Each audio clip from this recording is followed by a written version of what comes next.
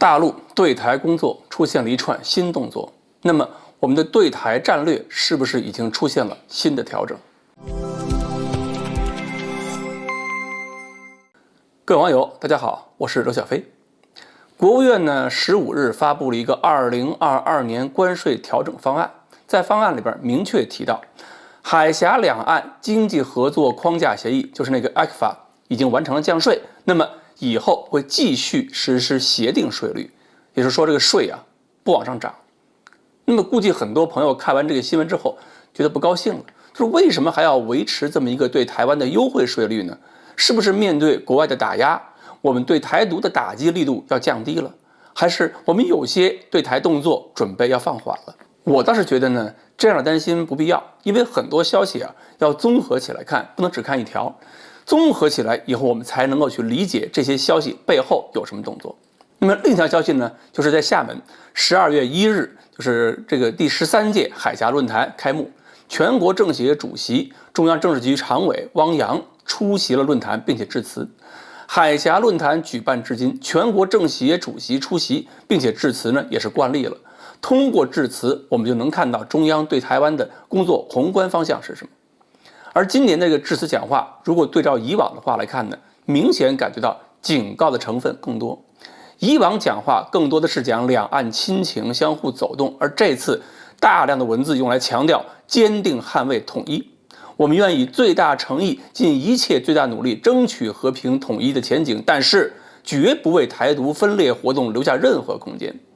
任何人都不要指望我们吞下损害国家主权、安全、发展利益的苦果，任何势力都不要低估中国人民捍卫国家主权和领土完整的坚强决心、坚定意志和强大能力。所以呢，这段话讲出来就可以知道，我们态度是很坚决的，甚至连台湾新党的主席吴成典讲话都有对台湾的告诫意味。他说，台湾同胞要认清大势，共同推动和平统一。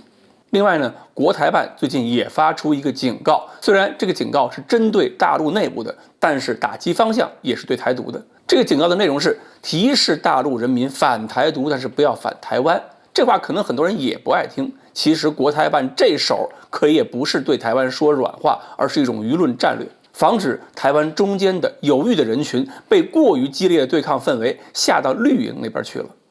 那么我们只要回顾一下历史就知道，解放战争还有抗美援朝的经验，要想让我们的人伤亡少，事先一定要做好工作，软化对手，先要把什么优待俘虏啊、土改的政策先宣传过去。所以我们看到淮海战役打到后边的时候，国民党军队几百个人可以被我们一个人俘虏，为什么？因为大家都明白，可以等着解放军出现，等着被解放，只要被解放了，那么后边的好日子全都有。而台独势力目前在舆论上做的正好相反，在台湾岛内，他们一直在塑造恐怖氛围，让台湾老百姓觉得统一了就没活路了。而在大陆，他们的手法就是明粉实黑，再有就是制造舆论，散布不完整的或者是虚假信息，利用大陆网友的情绪去盲目攻击那些支持统一的台湾人，支持中国的外国人。台湾网军这种制造网络恐怖主义的手法玩的也是风生水起。所以呢，在15日的新闻发布会上，国台办指出的内容就是民进党当局利用各式各样的网军进行舆论战，呼吁大陆网民不要被台湾网军带乱了节奏，说明国家已经发现并且注意到了这个问题的严重性，未来呢有可能采取一些清网行动，也有可能呢会主动引导舆论去扶植一些正面的形象，不能总是被人家带节奏。而两岸经贸上加强联系，也就是配合前面那些态度，一方面打击台独顽固势力背后的金主，一方面还要保持大陆市场对台商的吸引力，提醒台商加快向大陆转移，这就是给对方机会，告诉对方没必要面对大陆拼命的顽抗，顺应时势照样能够前途无量。所以敬酒还是罚酒，聪明人都知道怎么选，要喝哪杯我们也都有。那么综合上面这些信息，我们就不用担心中央对台的决心是不是会改变，反而是要关注一下我们未来对台的舆论战术会不会变得更加的考究。